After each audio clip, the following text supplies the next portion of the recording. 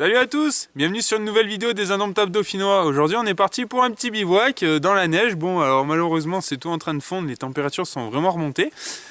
Mais on va en profiter un max. Donc aujourd'hui je suis vraiment très content. Il y a ma femme qui m'a accompagné.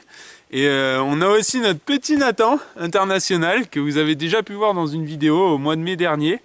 Et bien sûr celui qui est derrière la caméra que vous allez voir bientôt, notre Jus international. Ouais, c'est avec un immense plaisir et privilège que je suis encore une nouvelle fois venu chez Jessie, accompagné aujourd'hui, comme on l'a vu, d'Astrida et de Nathan. Donc un coin dans lequel je suis jamais venu, que Jess m'a fait voir avec quelques photos et vidéos. Pour l'instant, c'est vraiment magnifique. Je pense qu'on devrait passer une belle soirée. Il n'y a plus trop de soleil, là, ça commence un petit peu à décliner. Et pourtant, on n'a pas encore mangé le repas de midi, mais ça devrait bien se passer. Bon du coup on a posé les affaires là au bord d'un arbre parce qu'on est sur la zone du futur camp. Donc maintenant il n'y a plus qu'à trouver le lieu qui va nous plaire à tous pour s'installer. Voilà dans le petit repérage dans les bois. Là c'est vraiment sympa. En plus il y a vraiment il y a que des traces d'animaux par terre. Bon bah maintenant il y a mes traces forcément mais c'est vraiment joli quoi. C'est dégagé. Il y a de quoi faire le camp un peu pour tout le monde, les hamacs, c'est nickel quoi.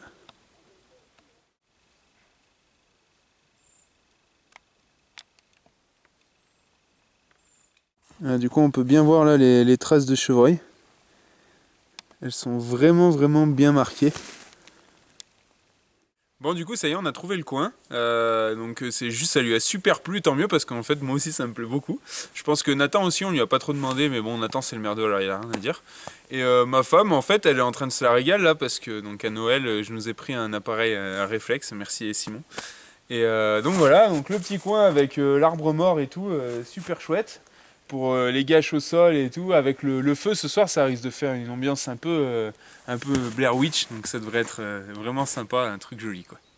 Bon du coup on va monter l'abri ici, ma femme et moi, donc en fait on va tirer juste une rambarde là, une traverse en bois, et dessus on va appuyer pour faire un appentis tout simple. Aujourd'hui j'ai pas envie de me prendre la tête pour l'abri, c'est vraiment pour nous couvrir au cas où il pleuve ou quoi. Encore que normalement il devrait pas pleuvoir donc on aurait pu presque dormir à la belle étoile mais bon. Ça permet de protéger les affaires et nous au cas où on prenne 2 gouttes d'eau. Donc voilà on va s'atteler à ça. Jus est en train de commencer à couper du bois pour le feu. On peut le voir là-bas. Et du coup après on va mettre en route parce qu'il est déjà 15 h et on n'a toujours pas mangé.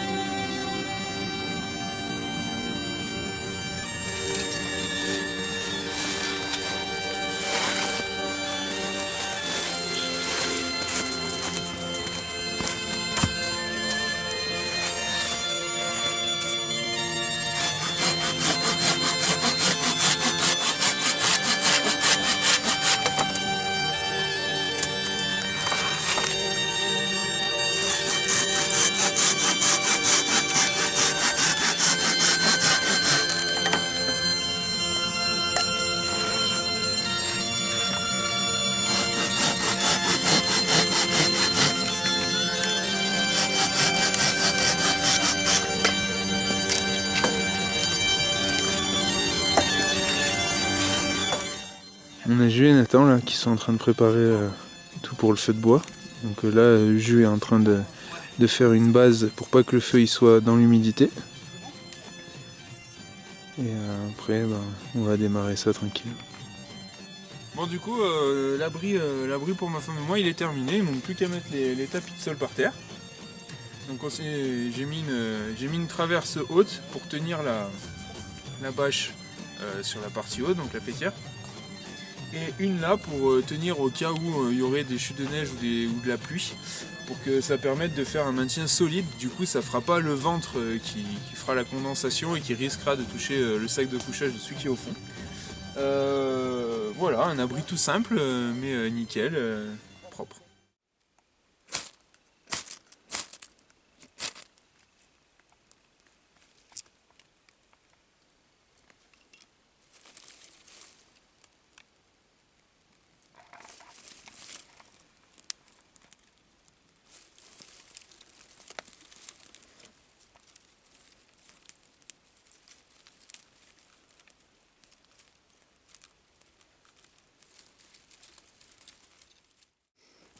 Voilà, Nathan a allumé le feu avec le fire steel que j'ai modifié.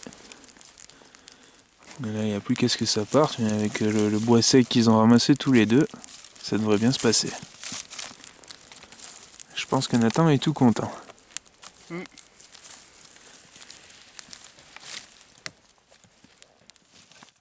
Voilà, comme vous pouvez le voir, c'est vraiment bien dégagé parce qu'en fait c'est la coupe à fougère. Et là-bas il y a eu une coupe plus conséquente parce qu'en fait on avait pris la foudre et il y a eu plein d'arbres en fait qui ont été dégommés à plein d'endroits. Et avec les tempêtes et tout, bref, du coup ils ont coupé ce qui restait et les enfants en fait du village sont revenus planter et protéger là pour pas que les cervidés viennent frotter leur bois dessus. Donc bon, c'est sûr, ça fait moins joli comme ça dans la montagne, mais en fait, bah, c'est l'avenir. Il y a plein d'arbres plantés, donc c'est la vie. Et la vie, bah, c'est beau.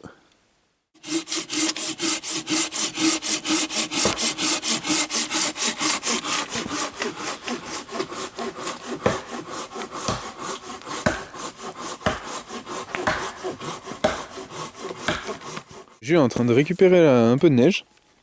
Et la mettre dans son torchon comme d'habitude. Enfin comme d'habitude, comme on le montre souvent en hiver. En fait la neige, si on peut voir, elle est pleine de. Il y a plein de copeaux, il y a plein d'aiguilles de pin et tout. Donc elle n'est pas saine. Et là on va la mettre dans le torchon va servir de filtre. En fait on va la mettre près du feu pour que ça fonde directement dans la popote. Comme ça on n'aura que de la bonne eau. Donc comme vous pouvez le voir là sur mon car, j'ai mis une feuille d'alu résistante. En fait, le principe, c'est juste de protéger le car de toute la partie carbone du feu pour éviter qu'il noircisse. Et comme ça, en fait, l'alu, j'aurai juste à le plier, le ramener chez moi. Et le car, il sera nickel, il n'aura pas souffert. Bon, du coup, il y a Nathan qui est en train de refendre du bois avec le couteau de jus. Et, on peut voir que ça se passe plutôt facilement.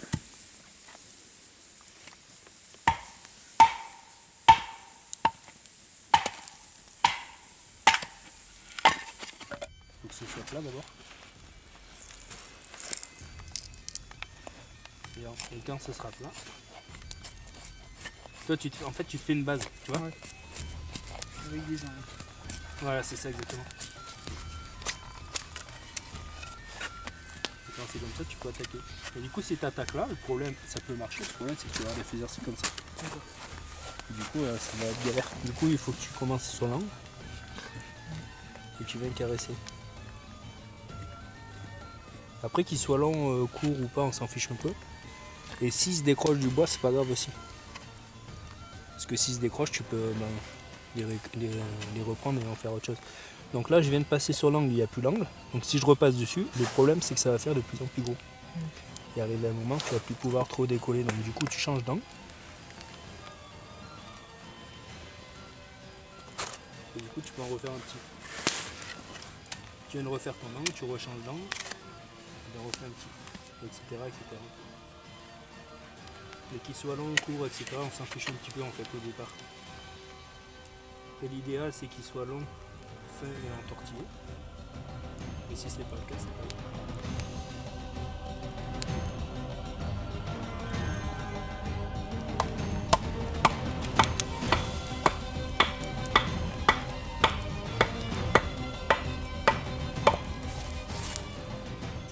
Et donc, là on voit Jus qui est en train de montrer à Nathan, donc il lui a montré comment faire des phaser sticks. Enfin on lui a montré tous, mais il s'est un peu plus attardé sur le sujet. Et là il est en train d'essayer de les enflammer en fait. On lui montre tout doucement chaque étape. Tout s'apprend.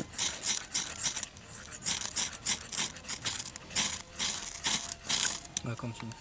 Voilà, nickel. Bouge plus. C'est un peu pendre. Voilà, doucement. Doucement. Quand tu sens que ça a pris, tu remontes un peu. Jusqu'à arriver au sommet en fait. Ça remonte. Et tu le fais n'importe où. Voilà, super. Remonte encore. Bien joué. Bon du coup, ce que je vous expliquais là sur la tasse que j'ai fait, donc là on voit bien que la tasse elle est cramée. Donc on va l'enlever. Et là la tasse elle a absolument rien, dedans c'est nickel. C'est vraiment le papier d'alu qui est reçu pour la tasse. Donc, si vous faites ça par exemple le soir, moi je veux faire ça le soir avec la gourde parce que je m'en sers de bouillotte en fait. Donc ça évite qu'elle soit dégueulasse si je peux la mettre directement sur le feu sans être obligé de passer par un intermédiaire. Bon, du coup on est en train de faire cuire depuis un moment là déjà le repas de ce soir. Donc on peut apercevoir là quelques patates et ici on est en train de faire cuire un deuxième ça. Donc un petit clin d'œil à notre fromager international Yann qui fait bientôt sûrement plus beaucoup de vidéos, mais bon voilà, donc on mange un petit monde d'or à ton effigie dans la neige, enfin le peu qui reste. Petite dédicace à vous tous et puis bon bah comme d'habitude on va se casser la bidasse.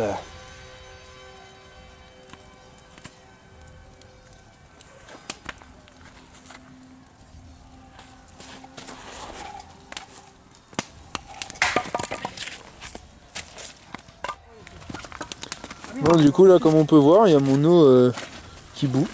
Donc c'est bon, après elle sera juste buvable une fois refroidie. Ou alors là on peut s'en servir en attendant quand même un peu de bouillard à mettre au fond du sac.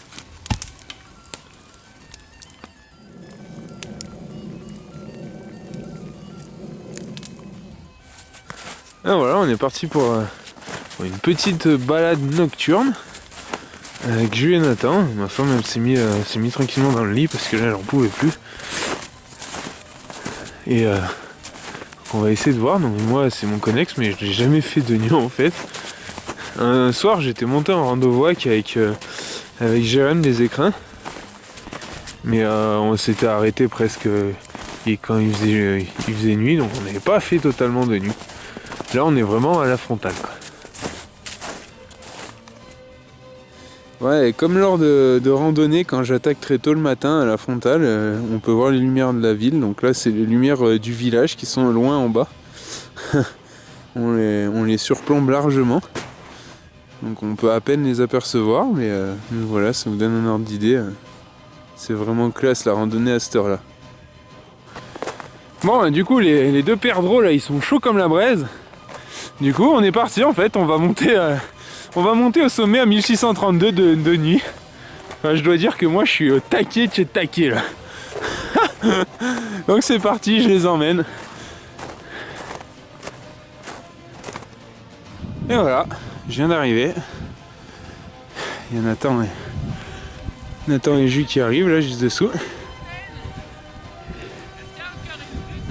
Et du coup là, on peut voir vraiment la ville d'ici. C'est impressionnant. Donc là on est arrivé à 1632 mètres, je vais vous filmer le panneau pour que vous voyez ça.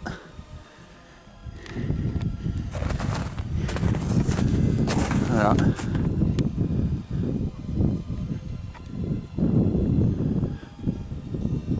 Voilà. Avec ma fameuse table d'orientation. Ah voilà, niveau température. Bon le 23 il sert à rien bien sûr. Donc là au mini on a eu 1. Et là actuellement on est au mini. Donc ça doit pas être tout à fait vrai parce qu'on a vu la neige nous en marchant, en montant au sommet là-haut.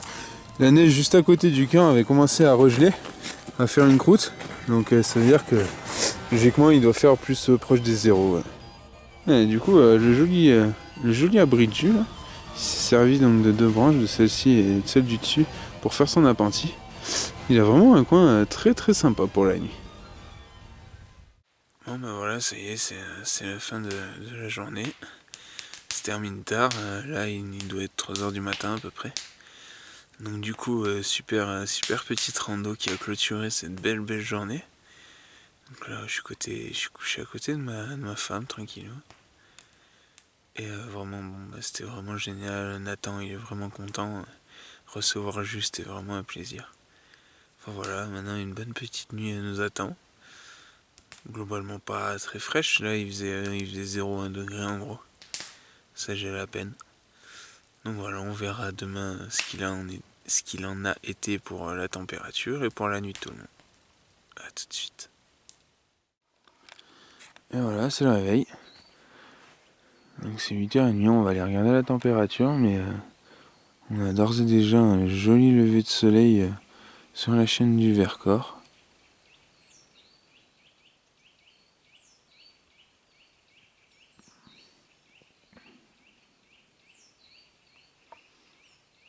Dommage, on la voit mal au loin, mais on aperçoit un petit bout ici.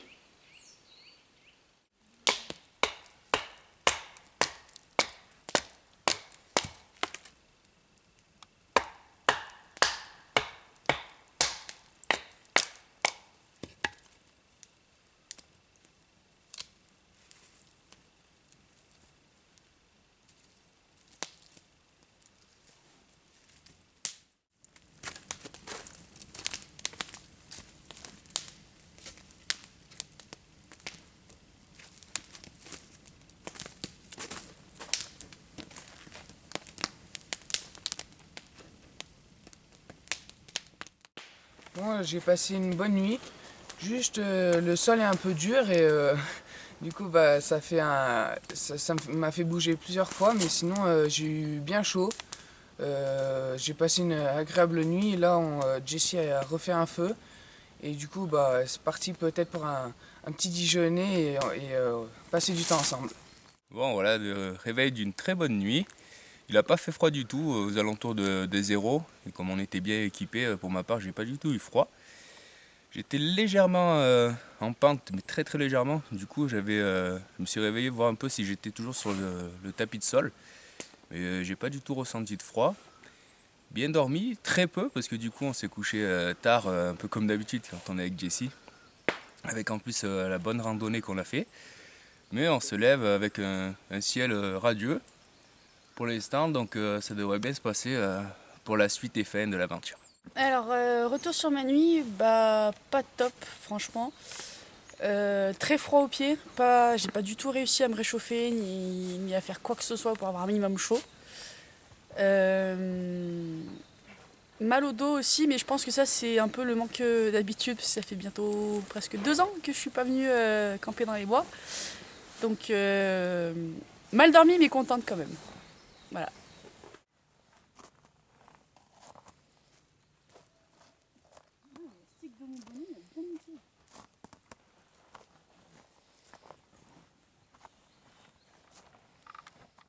Petit retour donc sur la nuit, globalement elle a été bonne, sauf deux petites erreurs de ma part. Donc la première c'est que je suis allé me coucher, j'ai pas serré la capuche du sac de couchage, j'ai commencé à avoir froid à la tête et j'avais pas de bonnet, donc super. Et en fait au petit matin j'ai voulu faire un coussin avec le sweat que je porte sur moi là, et il était grave humide, donc déjà que j'avais froid à la tête, en plus j'avais la tête dans l'humidité, mais bon. Globalement ça s'est bien passé, la nuit a été courte parce qu'on s'est couché tard avec la petite rando. Mais voilà, c'était top, réveillé dans les bois, c'est vraiment classe. Bon bah du coup c'est parti, là on va commencer à ranger, à faire comme d'hab, leave no trace. Tranquille, faut tout enlever ça. Bon voilà, leave no trace. Là c'était là où il y avait le feu de camp, on a tout enlevé comme d'habitude. Bon bien sûr l'hiver on voit notre passage, mais dès qu'il y aura une nouvelle chute de neige ou au printemps, en tout cas on verra plus qu'on est passé par là. Donc là-bas il y avait le camp de jus et là il y avait Nathan qui a dormi là. Et nous on a dormi là-haut avec ma femme. Donc voilà, c'est nickel, comme on aime. Respectueux envers la nature.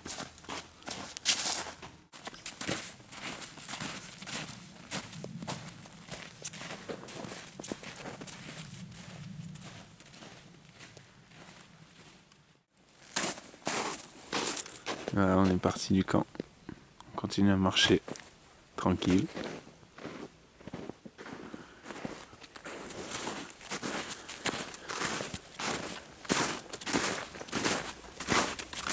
En plus, on a attaqué avec une belle journée, apparemment bien ensoleillée.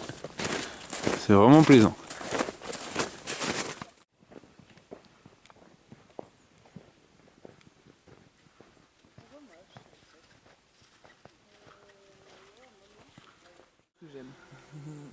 On a une vue quand même assez dégagée là aujourd'hui, c'est vraiment cool.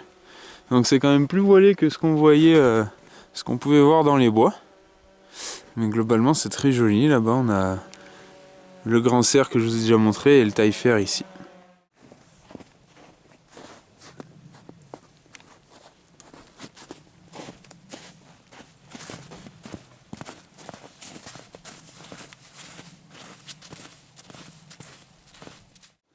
Allez, petite vue sur le lac, sur le lac de la Fraie. Donc on peut voir la plaque de glace là, signe qu'il a fait quand même relativement froid.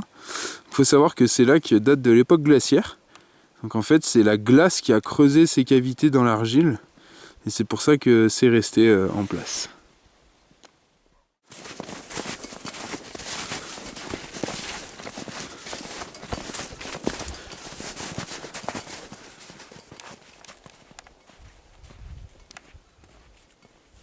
Du coup, compte rendu du week-end, très contente d'être revenue, très mal dormi, mais ça c'est c'est partie pleine du bivouac.